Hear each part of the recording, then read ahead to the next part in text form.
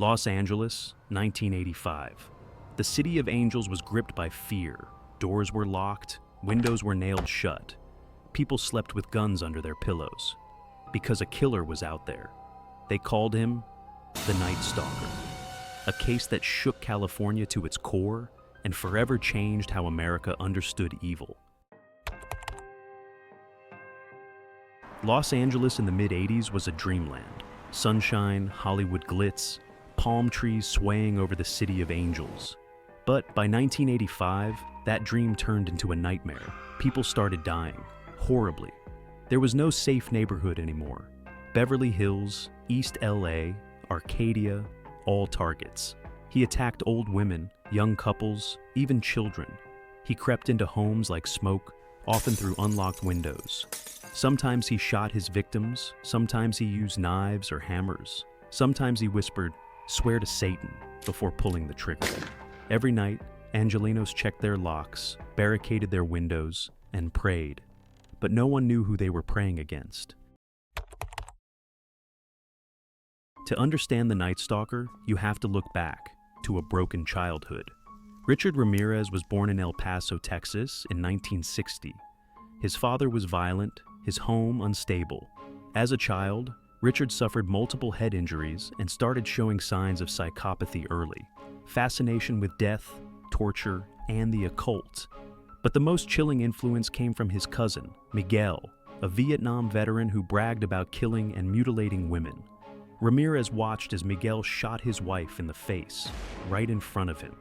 That day, something inside him snapped. He ran away as a teenager, drifted to California, and began breaking into homes, stealing, experimenting, escalating. Soon, burglary turned to murder, and the devil had found his most devoted follower. It began quietly. In 1984, an elderly woman named Jenny Vincow was found stabbed to death in her apartment, her throat slashed, her home ransacked. Police were baffled. No clear suspects, no leads. Months later, more bodies appeared. Each scene was different, yet the same signs lingered. A shoe print, a pentagram scrawled on a wall, a sense of absolute rage. He left messages for the police, almost taunting them, and then he vanished into the darkness. By 1985, the name Night Stalker hit the headlines. The city became a fortress of fear. Gun sales skyrocketed. People slept in shifts. There were even vampire rumors, whispers that he was more than human. But he was human, just pure, unfiltered evil. Enter Detective Gil Carrillo, a young, determined investigator, and Frank Salerno, a seasoned veteran from the Hillside Strangler case.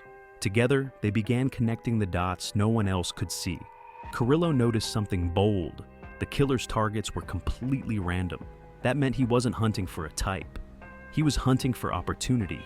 One crime scene led to another, then another, and there it was. A single clue that tied everything together. A size 11.5 Avia sneaker print, left in blood. It became their symbol of the hunt. Each time they found that print, they knew. The Night Stalker had struck again.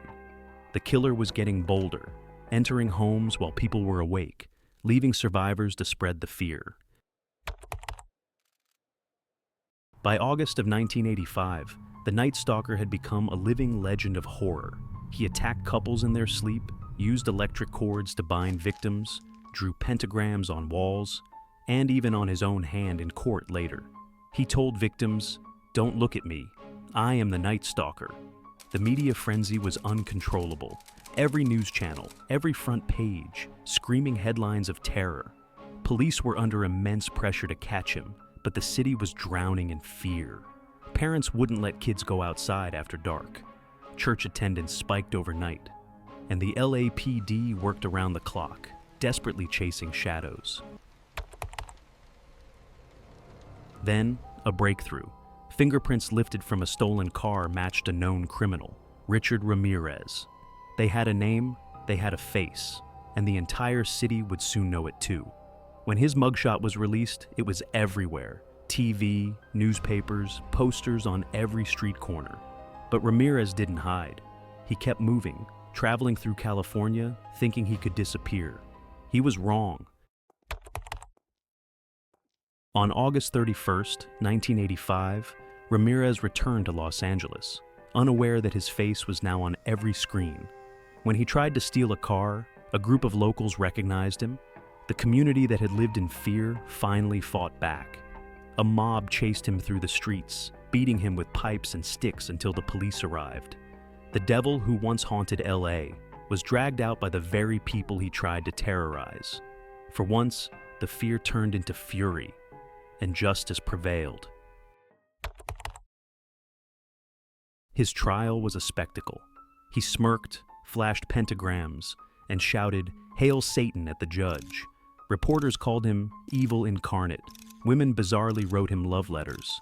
And yet, through all the chaos, the survivors stood tall and testified against him.